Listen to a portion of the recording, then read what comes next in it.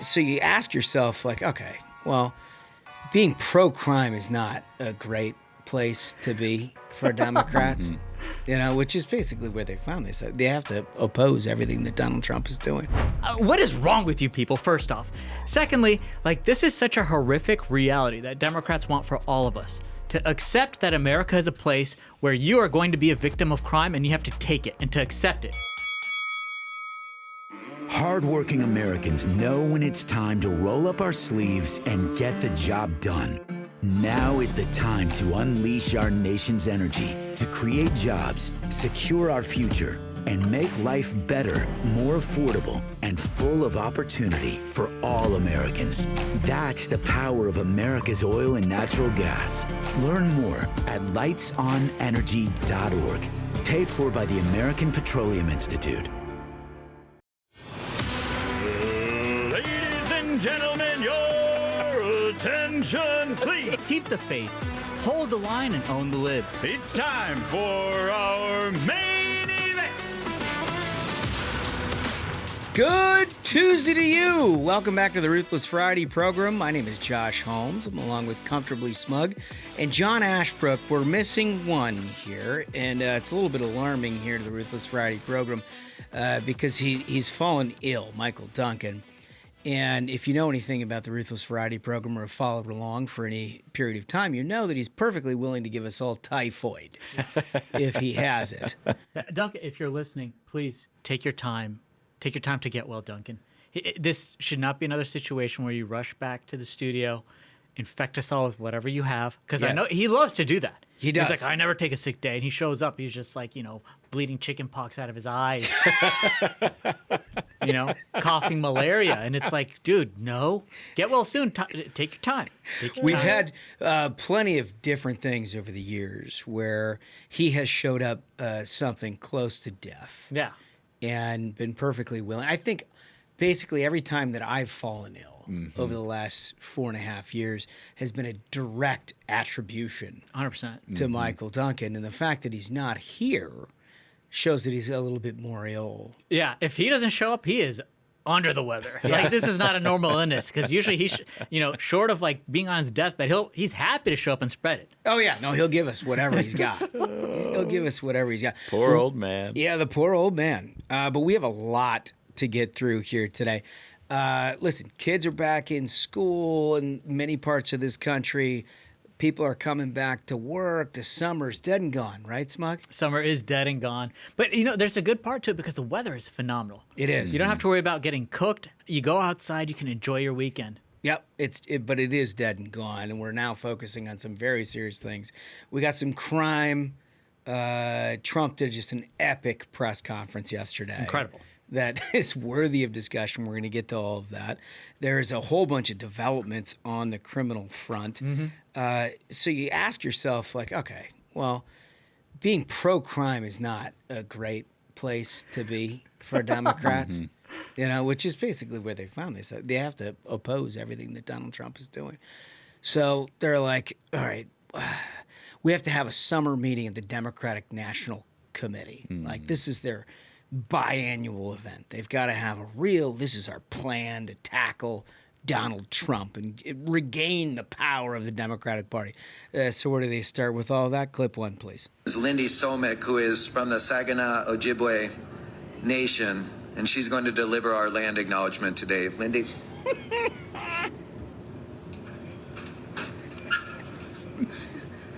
Bonjour, Lindy Somek, Nindichnikaz, Amekdodam, Saginaw Chippewa Dojaba, Anishinaabe Kwe and Dow. Good morning, DNC members, friends, and relatives. Let's talk about the land for a second. The DNC acknowledges and honors the Dakota Oyate, the Dakota people, who are the original stewards of the lands and waters of Minneapolis. The Dakota cared for the lands, lakes, and the Wapatonka, the Great River, the Mississippi River, for thousands of years before colonization. This land was not claimed or traded. It's a part of a history of broken treaties and promises. And in many ways, we still live in a system built to suppress Indigenous peoples' cultural and spiritual history. This is where it starts. Here is where I have a question. If we're going to do land acknowledgments, let's acknowledge the land. I don't think anybody listening to this realizes that the Navajo Reservation, for example, is larger than 10 American states. They have land. It has been acknowledged. And I don't need a lecture from her to tell me about what we need to do about the land. The land is there, and Democrats aren't doing anything about the people. They've never done anything about the people. It's such absurdity. Dude, like, this is how you find where I'm yourself on the 20% side of the 80-20, is you're like, we're going to open the meeting with a land acknowledgement, right? Well, who did the Dakota kill to take that land? Like, let's go. We could go through 5,000 years of Native American wars and how they were selling each other into slavery. And it's just like, folks, at some point you have to be like, what are the American people concerned with? And it's not, I'll have you know that 3,000 years ago, this tribe was like. That's where these people are at. I mean, I want to put myself firmly in the camp of I don't give a fuck. I mean, I just don't. I don't understand why it is that the Democratic Party has gotten themselves into this situation where they're so niche that you have a Democratic National Convention, like literally the annual meeting to plan how they're going to build a political apparatus to counter what Republicans just annihilated last fall. And the first thing that they have is 15 seconds of unintelligible, like, I don't think that, I don't know if it was English. I don't know if it was some native tribe I mean, I think discussion. that's the perfect thing is no one can understand because it is, again, so niche. Like, this is why your party is being pulled around by radicals. This is why you've got Mamdani in New York. This is why no one could relate to your party's platform. This is why Donald Trump won a sweeping victory and took every swing state, is because normal people cannot relate to what that party has become at all. Like, just take a step back. I grew up in that town. They're talking about Minneapolis. That's where they are. I grew up there. Have I ever even thought of anything that they're talking about? No. Like, I know that there's a Native American population. I know that there's many different political accommodations that have made in the upper Midwest to deal with all of that. I know it's largely guilt-driven by a whole bunch of different They're not dealing with the reality. liberals. It may have belonged to the Dakota tribe, but now it belongs to the Somali tribe. They own Minneapolis This is now. exactly right. It's the People's Caliphate of Minneapolis. This is exactly right. They're talking about, like, why we took the land from the Indians and now they're giving it away to people from other countries. So, like, Mogadishu's got a point of view on all of that. Listen, it's insane. But you juxtapose that with a press conference that we saw yesterday from Donald J. Trump, which is where in the land that most of us live, which is reality, things are going on, like crime and whatnot. So let's see how Trump is talking about this. Clip 2. You know, I hate to barge in on a city and then be treated horribly by corrupt politicians and bad politicians like a guy like Pritzker. He ought to spend more time in the gym, actually. So I'm thinking about, when I have some slob like Pritzker criticizing us before we even go there. I made the statement that next should be Chicago because, as you all know, Chicago's a killing field right now. And they don't acknowledge it. And they say, we don't need him. Freedom, freedom. He's a dictator. He's a dictator. A lot of people are saying maybe we like a dictator. I don't like a dictator. I'm not a dictator. I'm a man with great common sense and I'm a smart person. He is exactly right, fellas, about the Chicago problem. Can I read you a few stats on Chicago? For 13 consecutive years, Chicago has had the most murders of any U.S. city. And for 7 consecutive years, Chicago has had the highest murder rate among U.S. cities with more than 1 million people. Oh, that's just unbelievable. It's bad. Well, so, I mean, look, a part of this press conference was... Look, there was like no cash bail. There was he was signing a bunch of executive orders, but he was also trying to take a little bit of a victory lap over what's happened in D.C. over the last 10 days, which I think you guys noted this morning on Fox, which has been 10, 11 days, 12 without a murder for the first time since recorded crime statistics. Yeah, right. I mean, that's just it's mind blowing because Trump again. This is the 80-20 in action. It's common sense. People don't want to live where they are scared to go outside. People don't want to live under the belief that if I'm driving, I could get carjacked. If I'm walking outside, I could get mugged, and it could happen anywhere. We had a guy get shot in the head right outside the hockey arena. You could go to Georgetown. People are getting stabbed and mugged for their jackets. This entire city. Like, some lib was trying to Duncan, being like, I see there's National Guard outside of Le Diplomat, one of the nicest restaurants in the city. Isn't that pathetic? Buddy, someone got murdered outside of there. Yeah. Someone got murdered outside of there. And that's the point. Anywhere it could happen. And then what happens is you have someone with common sense like Donald Trump come in and say, we're not going to take it anymore. The first time you step foot into D.C., if you get out at Union Station, it shouldn't be a homeless encampment of people on drugs who might mug you or your family. That's not how we roll. And he put his money where his mouth was. This city is now safe, and it's because of him. And the rest of the country is taking notice of this. And so when you have these libs who you look at these crime-ridden hellholes that have been Democrat-run for generations, and they have endless crime, and they have murder, they've made their constituents think that that's just how you have to accept it. But Donald Trump is exposing it's a choice. Decline is a choice. In D.C. it was a choice, and he fixed it, and he can fix it wherever he wants. I was talking to a friend of mine over the weekend who grew up in the city, and he was in the city over the weekend, and he said he was looking for anything. He was looking for federal troops. He was looking for cops. He was looking for signs of crime.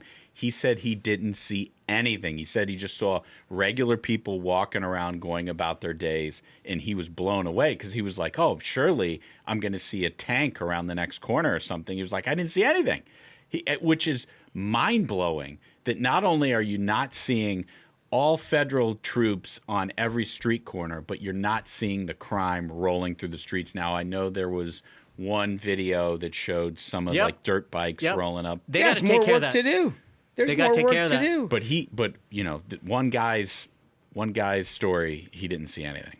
Well, that's what's so amazing to me about any of this is that Democrats are now in a position where they're making land acknowledgments at their, opening ceremonies for their annual meeting, and you have the other half of them who aren't there arguing that like crime's not that bad, and nobody's going to make that argument. I mean that is like if you talk about a Hobson's choice, if you're an opposition party, it's like, well, maybe a little crime's okay. Right. Yeah, as long as you're not the victim. Right.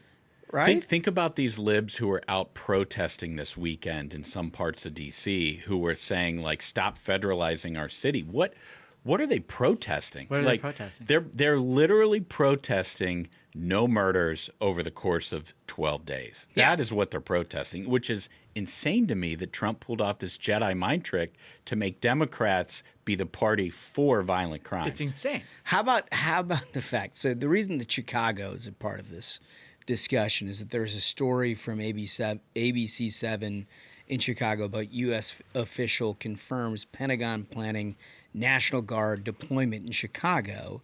Mayor Johnson responds. And so, like, the backdrop of this is, well, we've had some success in D.C.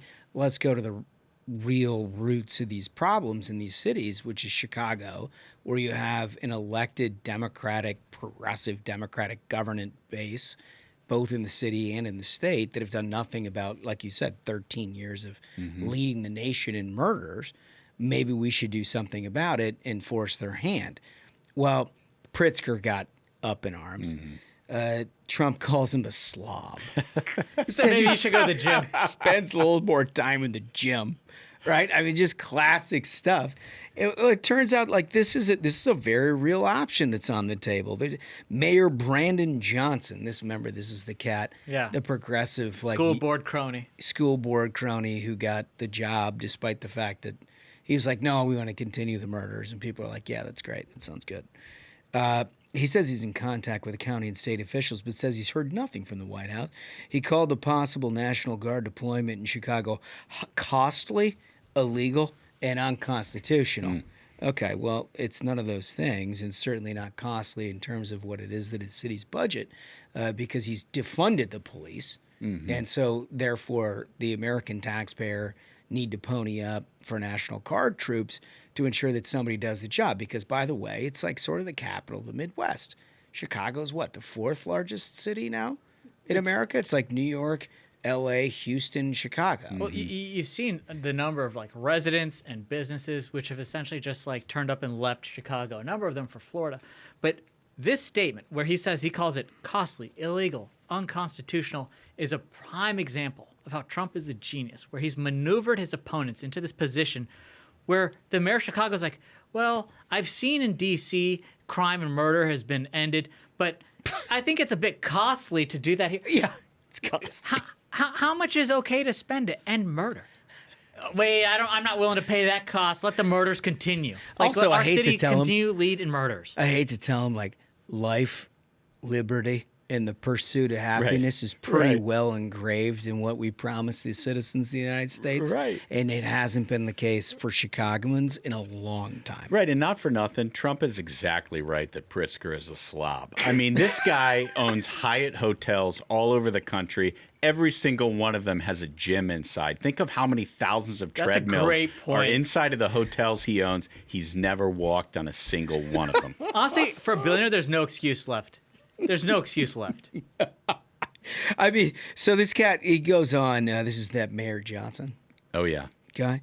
He says what this president's attempting to do is not just unconstitutional, it's very much a threat to our democracy.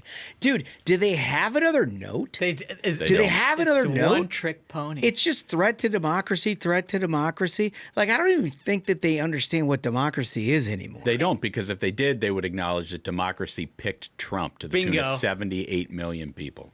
The popular vote and the electoral college. Democracy won. Like, the people want to live and not get murdered going outside their homes. That's what they know life is like. That was a reality in D.C.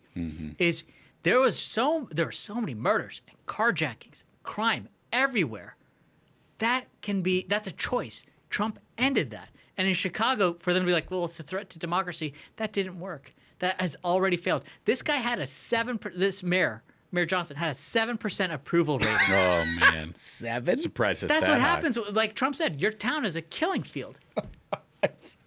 So I'm gonna one more quote from this story, and I want it noted that Rahm Emanuel is someone who we've invited on the program.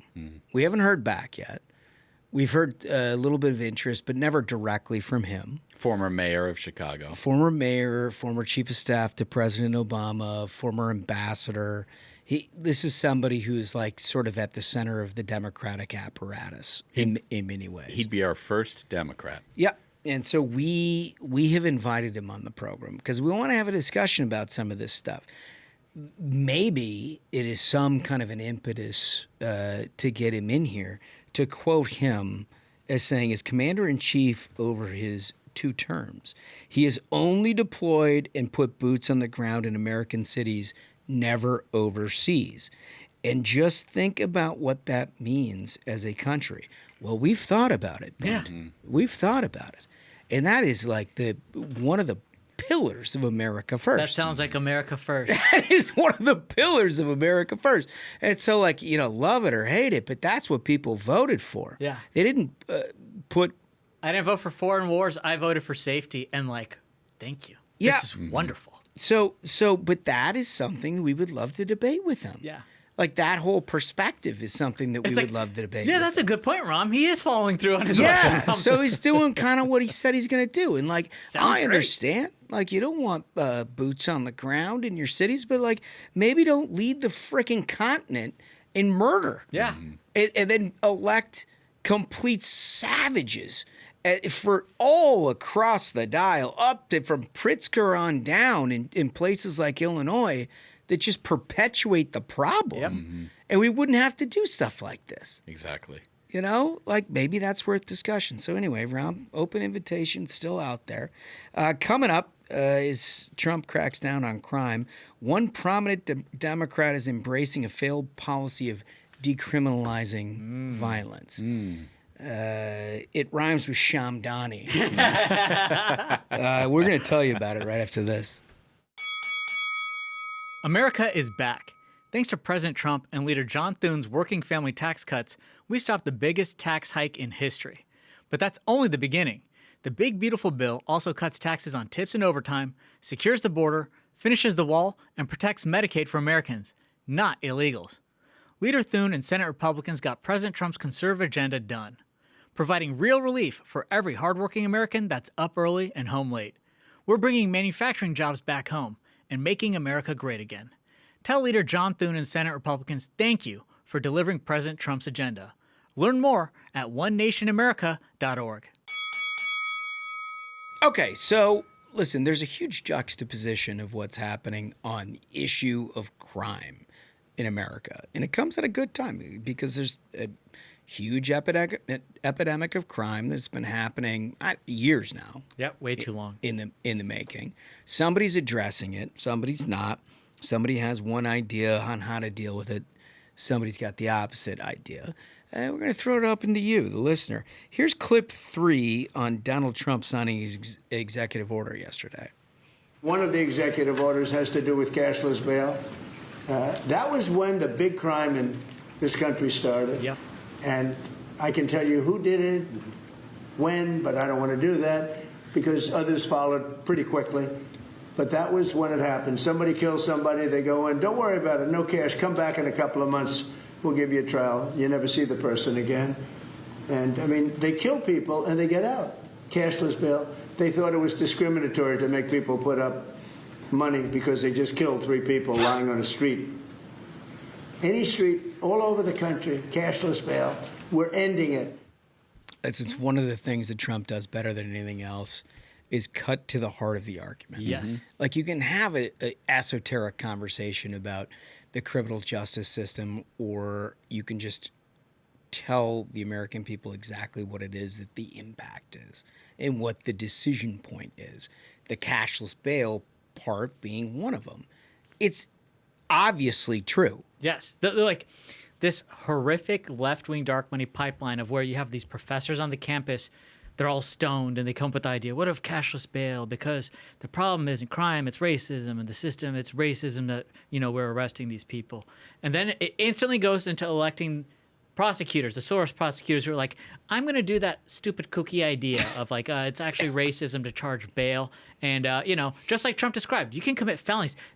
In New York City, it was insane. It was insane where you're having people who multiple times a day were getting arrested for assault, would get processed, get back out, assault someone again, get processed, and back. You had multiple felonies, cashless bail per day, right back on the street.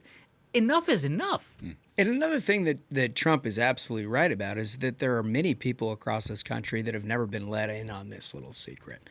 This has been happening in cities across this country for quite some time with Soros prosecutors that have been funded to the hilt. But how it's reported out in terms of the information flow to the American people is very, very different. Clip 4, if you don't mind. Everybody before me is happy what I'm doing. Most of you won't say that because you're radical left. The newspapers are so dishonest. The press is totally dishonest, but that's all right. We've gotten used to it. And we won in a landslide, so they obviously lost their power. I mean, it's impossible to imagine that when you get 97% negative stories, purposely negative stories, even though you've done 97% positive things. Many of you have been mugged in Washington. You just don't want to talk about it. And I know that every time I do this with you, you almost everything, but every time I do this with you, you people are saying to yourselves, he's right, and then you write a negative story. So here's the thing. He is 100% right about that, and it grinds my gears so much when I see these journos being like, oh, well, what, in D.C. and Georgetown, it's the safest place. Why do you have police here? I wish all the criminals would only target these dishonest journos, but they can't because all the journos look broke and homeless. So, you target, what are you going to rob a journo for? $5? Like, that's a horrible target. That's bag of chips, man. Exactly. A bag of chips full of cash, these dishonest journos. No, I mean, look, he's right in that none of this, and it's amazing to watch, by the way, people who have been actual victims of crime in the journalism community try to pretend like this is somehow a bad thing. And it's happening across the country, but you juxtapose that with what it is the Democrats are up to. And that's where this thing gets visceral, where you can see the makings of the argument of a midterm election in many ways. The face of the Democratic Party, whether they like it or not, is Zoran Mamdani. He just is. He's the biggest city, the biggest Democratic Their standard city. bearer right now. The place where they all go to get funded, the place that has been sort of the incubator of democratic thought, along with Gavin Newsom's California. What's happening there? Well, they decided to go with Zoran Mamdani. So what is it that he's up to? He wants to end all misdemeanor charges. An easy pass for criminals, according to the New York Post. Think about that. And I want to put up a couple of graphics just so you understand exactly what it is that he's talking about here. Can we put up graphic 1, please? Graphic 1, these are crimes that would be legalized by Mamdani.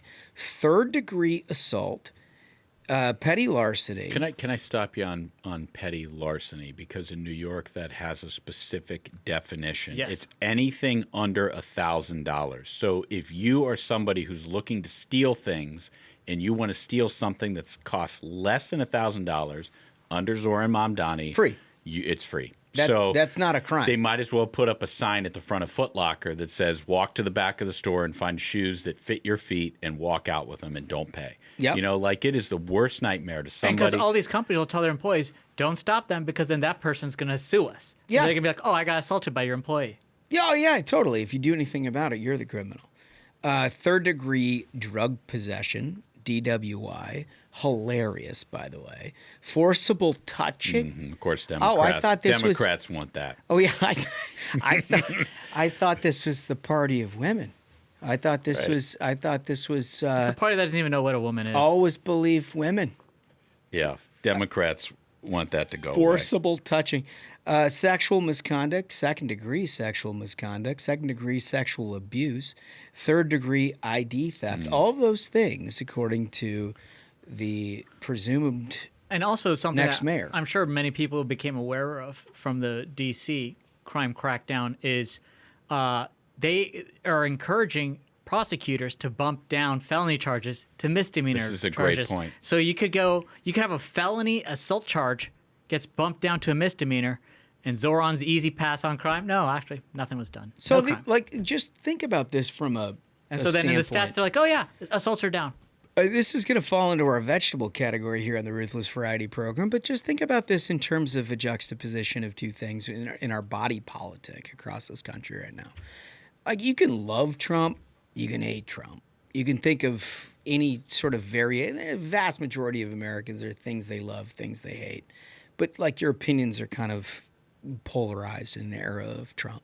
But he's saying, like, all right, we're going to crack down on crime in a very serious way. If it takes National Guard to do it, we're just going to do it. On the other hand, you have a standard bearer here in Mamdani who's saying, like, not only are we not going to crack down on crime, we're actually going to decriminalize crime when it comes to things like second-degree sexual misconduct.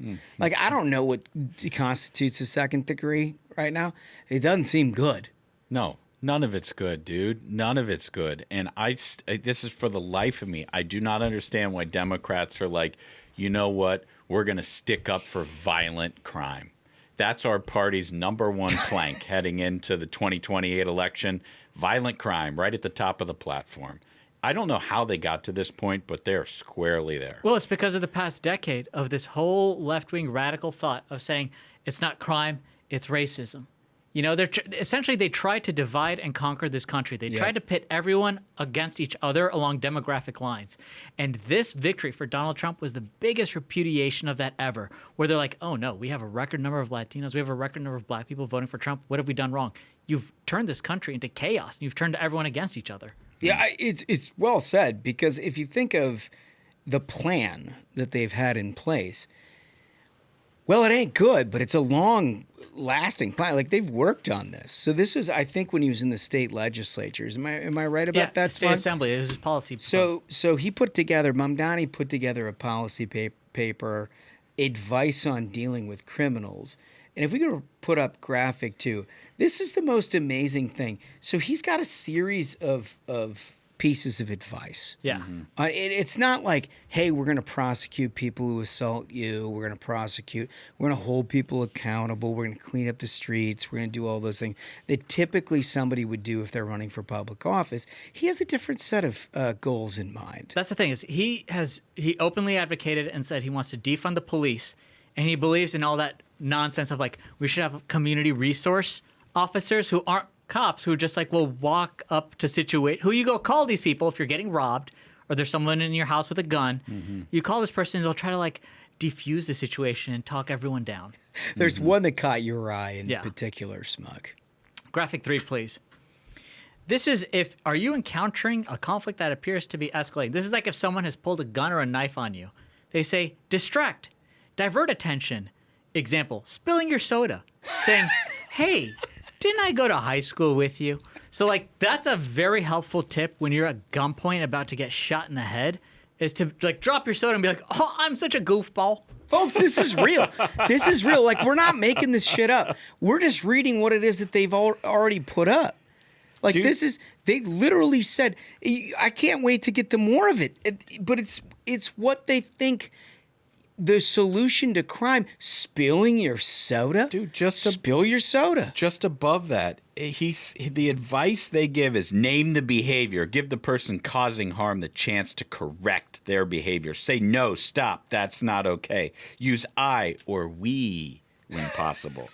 Repeat the same statement until the person causing harm corrects their behavior or exits. Example, have a good day. Bro, even at gunpoint, they're like, use the right pronouns. Like, what is wrong with you people, first off?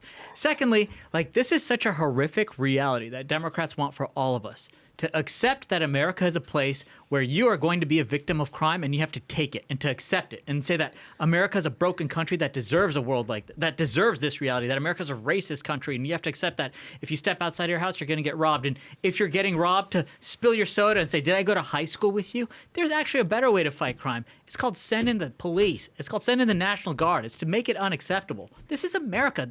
Don't bring in a Ugandan communist and be like, now we're going to be a Ugandan communist country. Get out of here. Incredible. I mean, I said it on Fox, but it is, to me, absolutely stunning, disgusting, and unacceptable for voters in New York City on the 25th anniversary of 9/11. Do you want a mayor overseeing that who wants to globalize the Intifada? Is that what Never Forget means? Is you're going to have that guy oversee that 25th anniversary memorial? Is that Never Forget? It's unacceptable. In today's Democratic Party, the answer is yes. Bingo. They have forgotten. They have, and they're not interested. They're more interested in tearing down the fundamental pillars of like family values, 100%, and community values and a opportunity society and all of those things than they are actually like enforcing crime. I mean, this whole thing is hilarious if you look at it. Can you imagine a situation? You got your family, you're out to the theater, you're having a big night, you saved up all year for a chance to go out and go to a show, go to a big dinner, and some dude pulls a gun on you and you whip out your laminated spreadsheet from Zoran and Nani. And Zoran's tips. And you're like, hey, you're pulling a gun on me. Okay, well, that didn't work. Give this person a chance. You should not do that. Right. And then they're still asking for your wallet. And you're like, stop. Right. That's not okay. Don't you understand, sir? Our mayor is from Uganda. Yeah. You shouldn't accost me this way. This dude pistol whips your wife and steals her necklace, and you're like, did I go to high school with you? Yeah.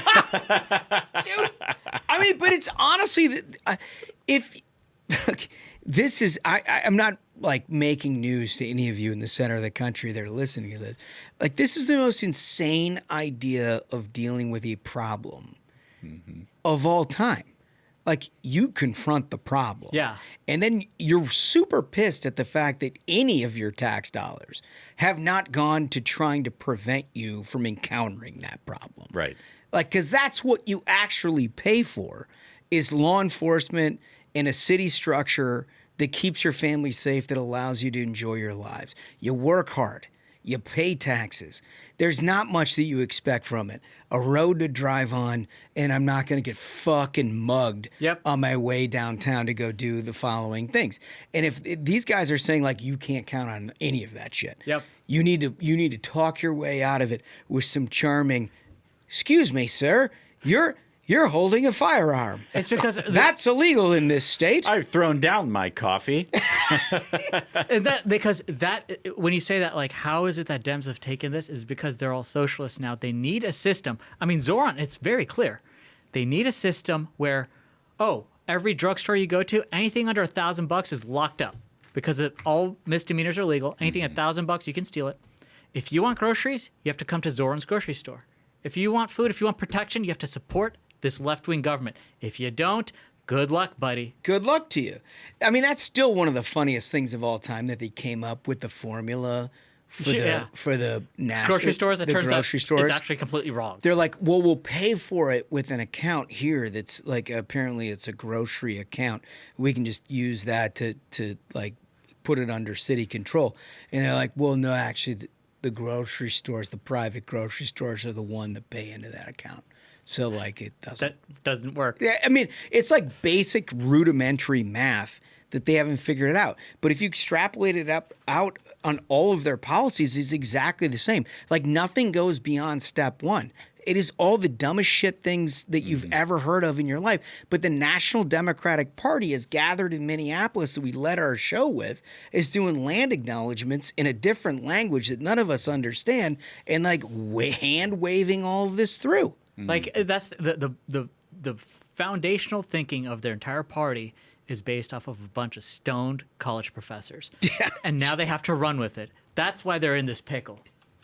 I will acknowledge it's very funny that they're doing all this stuff in Minneapolis. Did you guys see the pirate? Yeah.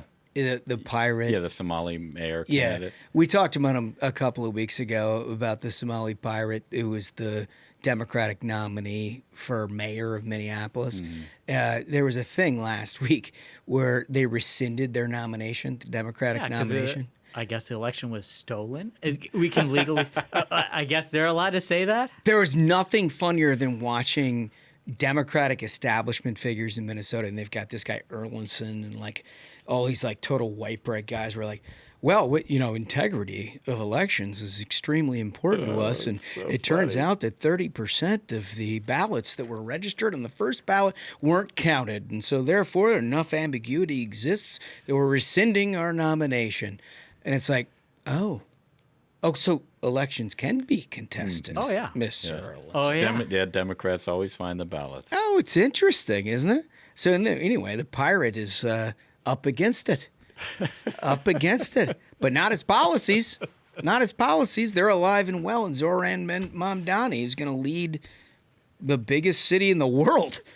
I mean, it's incredible. So that brings us to our question of the day. And that question is Mamdani the future of the Democratic Party? Now, I understand there's an awful lot of people who will be like, look, it's New York. It's not representative of the whole country. Is it? That's the thing. Is it? Because, I would argue in many ways there are Democrats that by omission don't tell you what it is that they're up to. Mm-hmm. And then there's somebody like Zoran Mamdani and Bernie Sanders and AOC, Jasmine Crockett, and a lot of others who have all of the energy of the Democratic Party behind them. Mm-hmm. And they tell you exactly what it is that they want. And then you go to, your purple state Democrat and you're like, well, we don't agree with all that. And they'll change the subject, right? They won't, where are they on all of that stuff? There's no journo tracking them down being like, hey, not. What do you think about decriminalizing crime? They'll be like, well, I think it's important to keep people safe. But, what's really troubling is Donald Trump and blah, blah, blah, blah. But that's what their answer is. So the question is Zoran Mamdani the new Democratic Party? I'd argue it is. Yeah. That's such a good question. Such a good question. I'd argue it is, but I'd be interested in your point of view because all of you live in places where, and we've worked in places where there are Democrats that would vehemently oppose what it is that we're talking about here. But I don't know if everybody's let in on the joke. You know, like I think Seems like more of them are willing to take it than otherwise. Yeah, we'll see. So coming up, your comments from last week, where it was, is Gavin Newsom's social media strategy going to work? We've seen even more over the weekend. Is it going to work? I don't know. He's just trying to emulate Trump in the hopes that people sort of gravitate towards it, and because he can block out the Samba getting attention. We don't like to contribute to that, but we're interested in your thoughts because you're actually the smartest people on social media anywhere. We'll get to all of that right after this. Our nation is standing up for American workers, restoring the pride of making products here at home. That's what we do every day. We're America's beverage companies, making American products with American workers in America's hometowns, delivering brands that have been enjoyed for generations, creating good-paying jobs, the kind that require only a strong work ethic. Because we believe in the promise of America and the people who make it great. Okay, so when you like and subscribe to the Ruthless Variety program, remember, you got to do that. Just click like and subscribe. Do all your things. And when you do that, leave a comment for our question of the day or anything else that you want for that matter. We read all of them. Mm-hmm. We summarize them, and we put them into the very next episode. The last one that we did on Friday, by the way, banger. Great episode. Mm-hmm. Banger on Friday. If you haven't seen it, you should go back and just for, if nothing else, like the Rhode Island AG. Something else. Oh, yeah. You should go back and check that out. More than you bargained for. More than they bargained for sure. But our question of the day was of Gavin Newsom's social media strategy and whether it was going to work. To do that, we always start with a voice. First comment comes from Darkness, and Darkness writes, Gavin's disgorging sitting performance will definitely push his limp candidacy upwards to the leader of the Democrat. They just can't help themselves. I love that. Worked in one of the vocabulary words we had a difficult time ascertaining a definition to on Friday. Disgorgement. I can't wait to read this one. This is a good one. All right, what do we got, Smug? Comment 2 from Jan Bridges. Jan writes, I'm not certain Gavin's new podcast performances will help him win the presidency. I am, however, certain his hand motions and ladylike togetherness of his knees will get him a tryout as a Vikings cheerleader. Oh, you son of a gun. Excellent. Oh, man. Jan Bridges, she sure knows what she's saying. That's right. I've been getting absolutely crushed for weeks about this. I want to make myself very clear. It's not my favorite. And this is not, I have dealt with enough in my lifetime. Again, God bless your missus for making your boys Eagles fans. It keeps getting worse. I get, like you see, there's nothing. I get nothing but flack over this whole thing. I will say, I'd rather host a gay orgy on the 50-yard line if I meant I went to the Super Bowl than anything else. Again, God bless your missus for making those boys Eagles fans. I would say man loves his team. Prioritizes the winner. The Vikings just simply need to deliver some kind of a Super Bowl championship in my lifetime. I'm starting to get desperate. So if it means that we have male cheerleaders, I don't care what they do on the field if it means that I get home on that deal. I think you speak for a lot of Vikings fans with the hopes of getting to the Super Bowl this year. I just need it. Mm-hmm. And I'm willing to look past the whole cheerleader thing. I understand. I think you've got to. What else are you going to do? I've got to. I simply have to. Pretend like it's not there. All right. So comment 3 comes from Lynn Gillis. I feel like that moment, by the way, is why we really miss the old man. He would have gone deep on that. He would have gone. Gavin Newsom's social media tantrum strategy will get him attention, but one look at his record should give anyone pause. California is a prime example of what happens under a single-party run state. Highest tax rate, lowest opportunity rate in the country because of high costs of living. Gavin has run that state into the ground, and yet he is trying to flex and act like he's a badass. Mm-hmm. He is beyond help.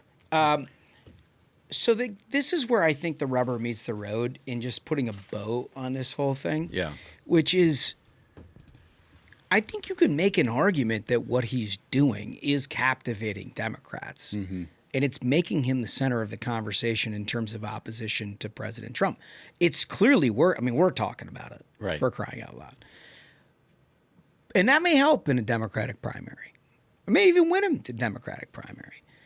But there's no oppo, there's no liability, there's no social media strategy that can fundamentally correct his governance of that state. You are making the exact right point here, because this guy can sell as many hats as he wants. It definitely gets journo attention. But what we've learned over the last 10 years is there is a gigantic gulf between what journos care about and what voters care about. And voters do not want their states to turn into a degenerate, crime-ridden place like California is. And they will do anything to beat this guy in a general. And I firmly believe that. Like, he can pretend to sell these fake hats and everything like that, but the voters know that he's trying to ruin their states the same way he ruined California. The people don't want poop on the street of Kansas City. You know, they're going to vote for somebody who's more like Trump, not a fake person. You can't run away from that. You can't run away from that. Highest energy prices, highest cost of living. Number one unemployment, number one homelessness. Number one homelessness, number one unemployment, 200,000 people leaving it every year. It's an uninhabitable place unless you have $15 million in the bank where you can isolate yourself from the day-to-day living that he has created. Right. It is literally the worst. Well, that's my theory. Is I think he's doing all this to try to get attention, namely from conservatives, who he's using to essentially boost his social media posts by trying to get conservatives to reply to him, get the algorithm to push his tweets out in front of more people. He's trying to do it to get their goat so that right now it's the attention economy. He's trying to box out anyone else. He's trying to make himself the number one opponent. Well, I think he's doing a good job at that. And that's the thing is, like, a month ago, Kamala Harris nationally was polling higher than Gavin Newsom. Now it's flipped. Yeah. I think it's worked. The question is, if the guy works his way to the Democratic nomination, is that a bad thing for us? I don't know. I don't know that it is. I don't know that it is. Because this record's still there.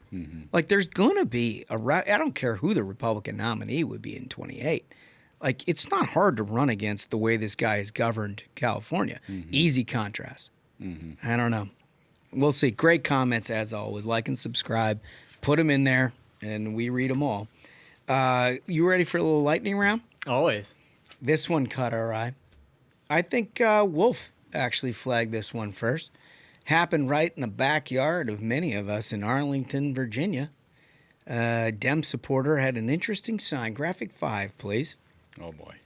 The sign reads, "Hey, Winsome, if trans can't share your bathroom, then blacks can't share my water fountain." Man, the libs show their true colors. Great take. She's like, just drops that of being like, what a hero. I've done it, folks. I've solved. But she's like, come back on that one.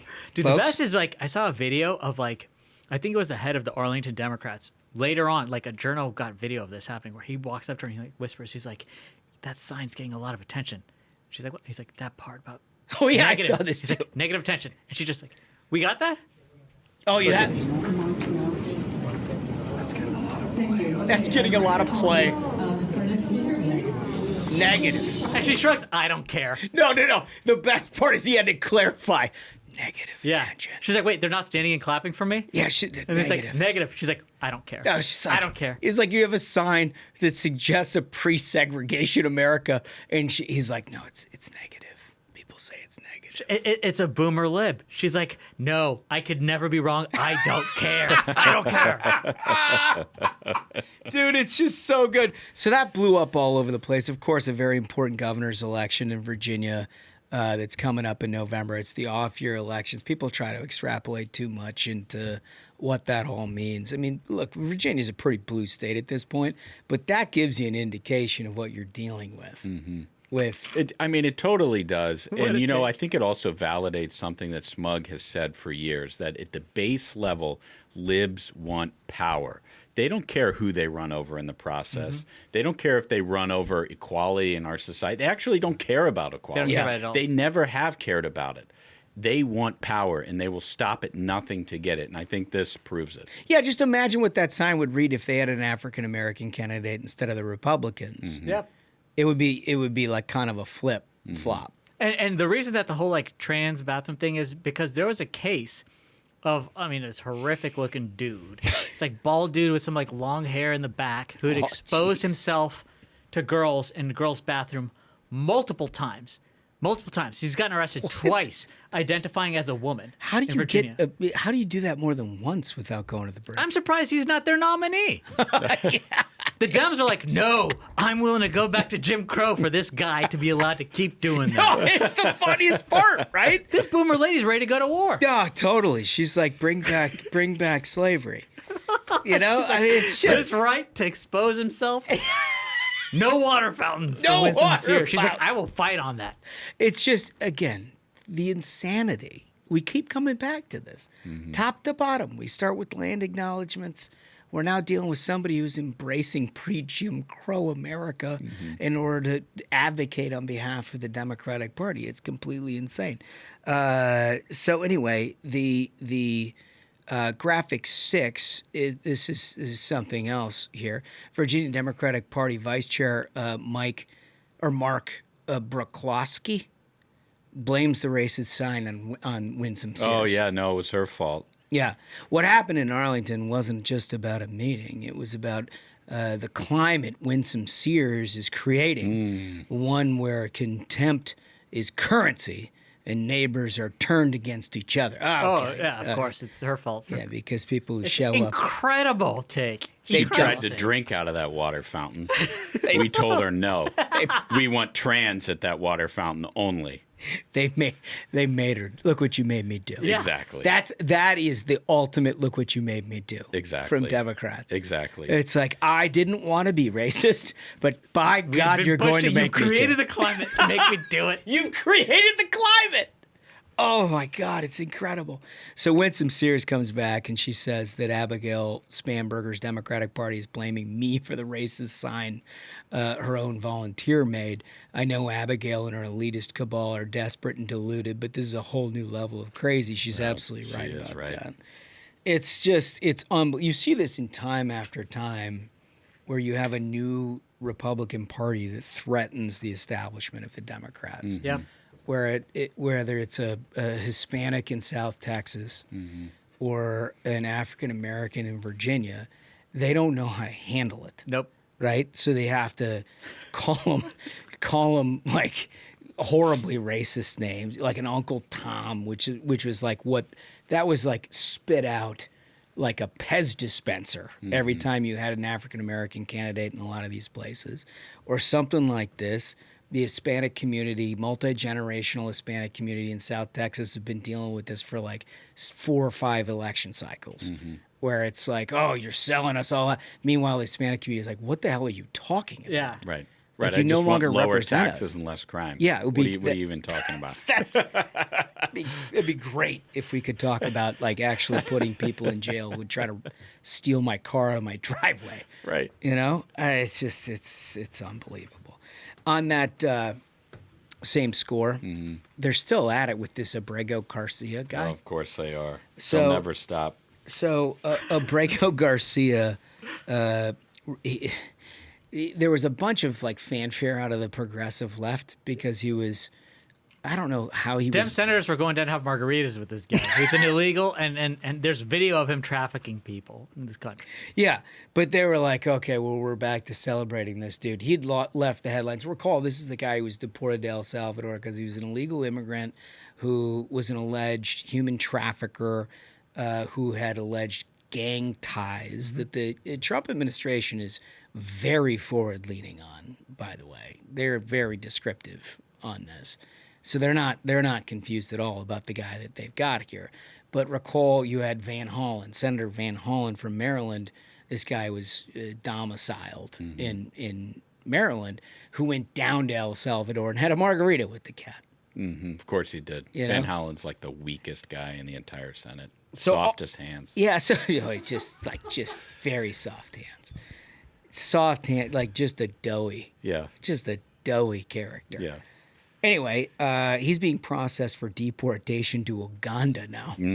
He's gonna wish he stayed in El Salvador, bro. I don't know, dude. I think he might come back and run for mayor of New York. I mean, it seems like a good platform. Yeah, exactly. That's the. Oh, that's a good dude. That might be the road to the nomination. As a Dem, is you commit some crimes, you go to Uganda, then from Uganda you go to New York. Like that's the Dem pipeline for their electeds. Yeah, not a bad idea. But this is my favorite part about this because this just remains within the mainstream media. This is CBS News that has written this thing up. They say Abrego Garcia, native of El Salvador, which is where he was shipped, and he was not. Nobody's arguing whether or not he was an American citizen. Like literally. Nobody. Democrats have not. They've stopped trying to play that. They do not. Maryland man. Maryland man. They do not argue that he was an American citizen because he is not by any definition. Was mistakenly, this is according to CBS, mistakenly deported to his home country in March and held in notorious Salvadorian prison for months before being returned to the U.S. in June before he was jailed on federal human smuggling charges. A judge ruled that he should be released from detention ahead of the trial set in January. So this is what they were applauding, that he was out awaiting a trial on human fucking smuggling, right? So it's like, oh, of course, fanfare ensues. Abrego Garcia was freed from a pretrial detention last Friday. CBS News reported Saturday that his attorneys were then sent a court-required notice of his potential deportation to Uganda. He arrived at the ICE facility on Monday morning to check in, speaking Spanish to supporters who had gathered in a show of support outside the facility. Supporters. You got to support the human trafficker. Yeah, it's definitely not a Soros-funded organization. Seriously. I'm sure it was the How obvious. It was the trafficked that showed up to wish him well. The U.S. District Court of Maryland soon issued an order preventing the government from immediately removing Abrego Garcia from the U.S. or altering his legal status, meaning his deportation is on hold for now.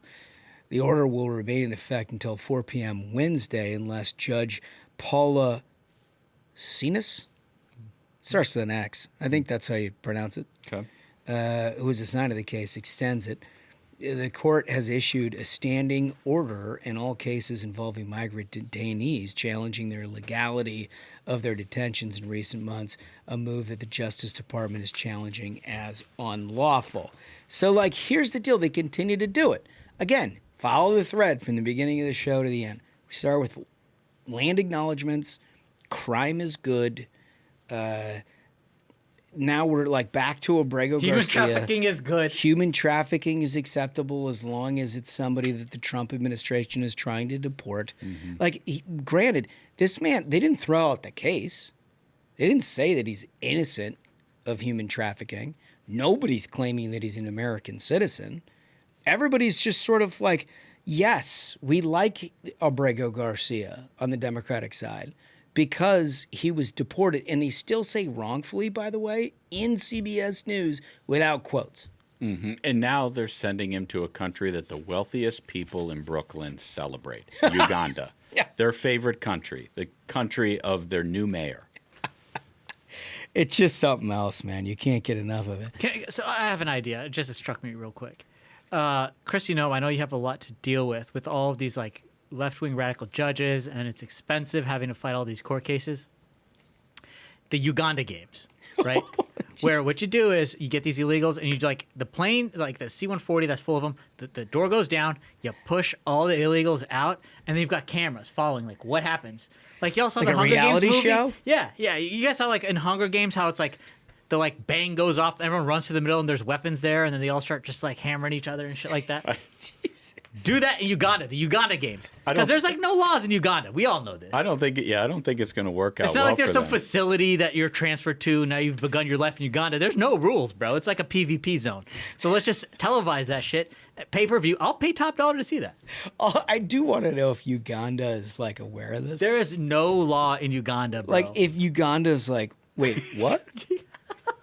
Like, we're getting the deportations? Everyone knows it's a PvP zone, dude. Guys, like, full Anything MS-13 goes. and, like, allegedly. Well, that's the thing is it's kind of like, those, like, juiced, the enhanced games? This is kind of like the enhanced games. It's like, now we got representing MS-13, Abrego Garcia. His rap sheet, he's like a 15-time human trafficker.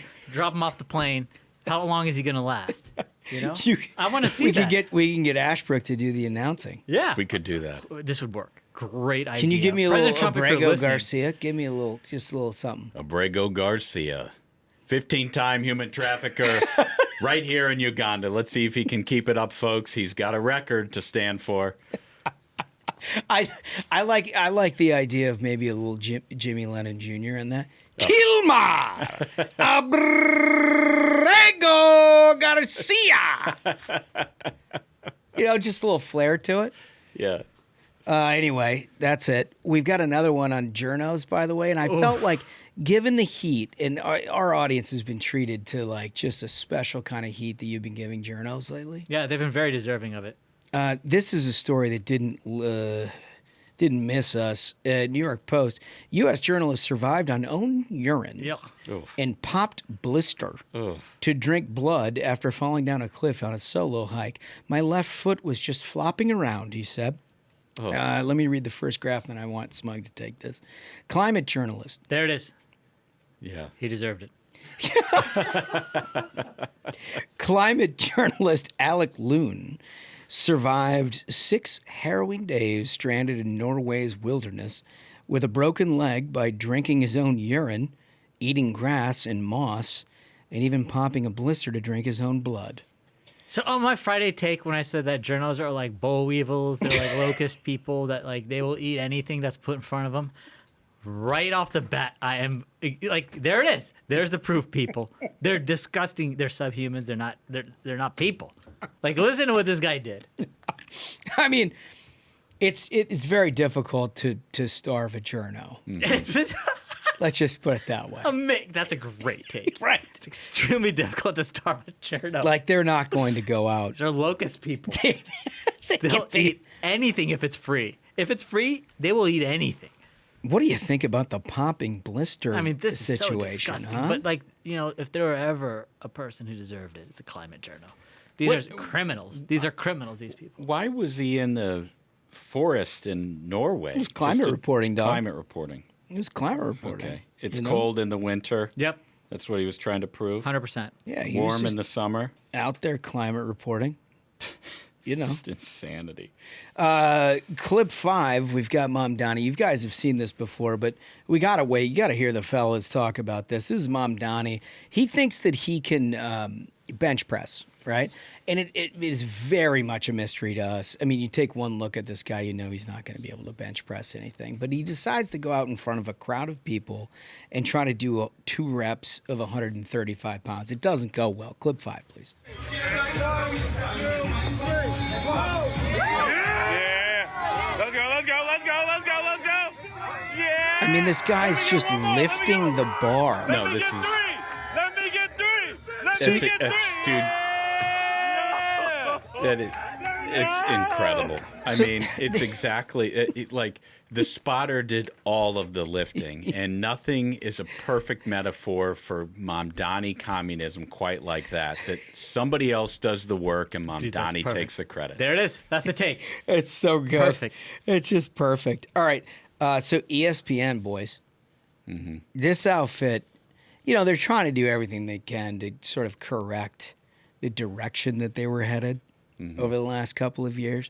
Remember the Jamel Hill, and they just basically perverted everything that they had done as being the worldwide leader in sports. It's the worst network on television.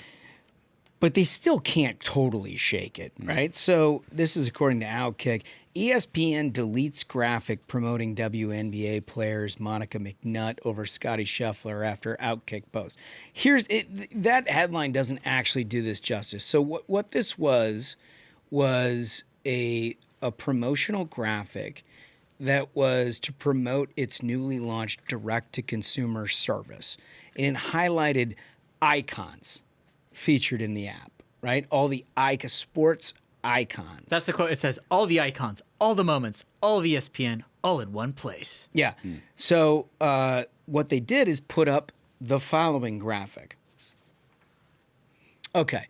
So you're probably not, even if you're not on YouTube, we're going to explain this to you, because if you are on YouTube, you can see it. the bottom line is these are the icons that ESPN has put on all the icons. Yeah, to them, this is sports. It's like a collage of faces of supposedly recognizable sports figures who are supposed to be like the faces of sports today. It includes 11 WNBA players, 10. But only 10. NFL players, and 5 college football players. No Scotty Scheffler either. Icons of sports. There's no Tiger Woods on there. I was confused because I was trying to figure out, I was like, all right, icons, is this like, are we talking about generationally icon? Like, is Tom Brady or whatever? And then it looks like, okay, they're trying to be like contemporary with it, right? So it's not like retired athletes or whatever. So you're like, well, clearly like Scotty Scheffler. And they even had Monica McNutt on there as iconic, and she's the lady who a week ago couldn't recognize a Barry Sanders jersey. Are you kidding? Dead serious, dude. Are you serious? She's up there. She's up there. But dude, I mean, you look at this thing, and it's just like, that's the thing. ESPN is failing for a reason. It's because they're trying to push the WNBA in front of what people are actually paying for. Let's be honest. Everyone's just paying for like NFL access. And the bastards ran off with the NFL Red Zone. I'll never forgive them for that shit. Well, they're working on Major League Baseball, too. I mean, the thing is I understand how they're trying to resurrect their brand, and then they go ahead and do something like this. And it's like, dude, nowhere in America other than somebody who covers the WNBA or plays in the WNBA knows the names of 11 WNBA players. No one. Right. Nobody. Right. And I'm not being hyperbolic about that. I'm not trying to. It's like, what's his name, that comedian at the ESPY Awards? Shane Gillis. Yeah, Shane Gillis is like, yeah, I want to give a shout out to my friend's buddy. He's married to a WNBA player. Everyone please applaud. And they all applauded for her, and he was like, she's not an WNBA player, dude. Like, what are you talking about? No one here knows a WNBA player. Like, no one outside of like 3 journalists who write about the WNBA know anyone in the WNBA. They should have had a green dildo in there. Right? That's a sports icon. That would have been much more iconic in many ways. That's the one WNBA icon. So Wolf set something up in what he calls cold variety, and he does this occasionally if something he just wants our reaction to. What I've ferreted out is that this is a clip that I have watched 300 times over the last 48 hours and sent it to basically everyone that I have in my Rolodex because I cannot stop. It is a theatrical play. This is something, it's one of my favorite clips that I've seen in a long time. It is set in a Little League game where an umpire is going to experience a very unfortunate set of circumstances. Can we play the clip 6, please?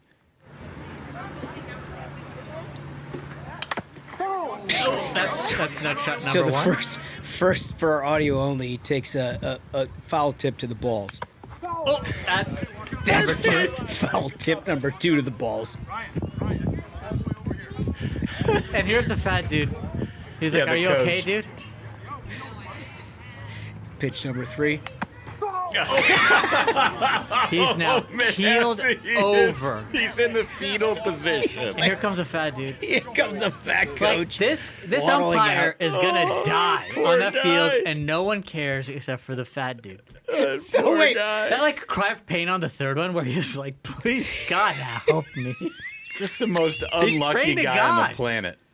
Dude, look, you couldn't create, this is worthy of a Broadway play. This is, can we just play it one more time? I want to do, like, everybody has to see this thing twice. It's not enough to know that a guy got hit in the balls 3 times. I think, like, the terrorism in which this guy experiences. So first one of the shot, and then this is my favorite in many ways because second shot to the balls. You hear the parents in the background? Way to stay alive, Ryan. Yeah. They're not concerned in the least. Way to stay alive, Ryan. Way to stay alive. Third one. And then you get the collective sigh. Right? He has to keel over. He feels it in the kidneys, dude. Way to stay alive, Ryan. The guy's getting $50 to stand out there on a Saturday morning. Dude, He's doing this as a community. Like that one. it is, dude. And the ankles, he's crossed the ankles, bro. He feels it in the kidneys. That shit's detached. Dude, it took the third nut shot for the crowd to acknowledge. I mean, like, it goes down. Oh, Jesus, he's down. Poor guy. This poor guy. This poor bastard. Everyone in the audience is okay with watching him die, dude. Keep it alive, Ryan. Keep it alive. The second one, way to stay alive, Ryan. And they're like, the coach is like, hey, is he all right? All right? It's a You're blood okay? sport. You're good? They're sacrificing that umpire. That's a great clip. I mean, like, Oh, man. Way to stay alive, Ryan. Let's get the third one more time. This is where you hear the crowd.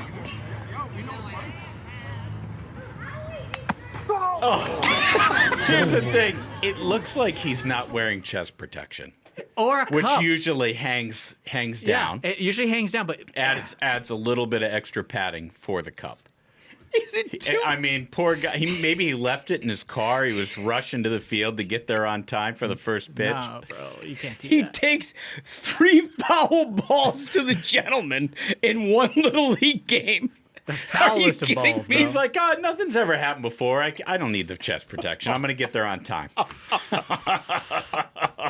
Oh, poor bastard. Anyway, I hope you enjoyed that as much as we did. Thoughts and prayers, honestly, for that gentleman who I'm sure has still got some icy hot that he's working around the old ball and chain. Anyway, that's what we were doing. Remember, our question of the day is Mamdani, the future of the Democratic Party. When you like and subscribe to the Ruthless Variety program, we read all of your stuff, and you put some great stuff in there. We summarize it, and we give it back to you on Thursday in this case. With that, fellas, I think we did it. I think so. Absolute banger of an episode. Gentlemen, like Holmes said, if you have not yet, go to the YouTube, hit that subscribe because it's more fun in video. So until next time, minions, keep the faith, hold the line, and own the libs. We'll see you on Thursday. Stay ruthless.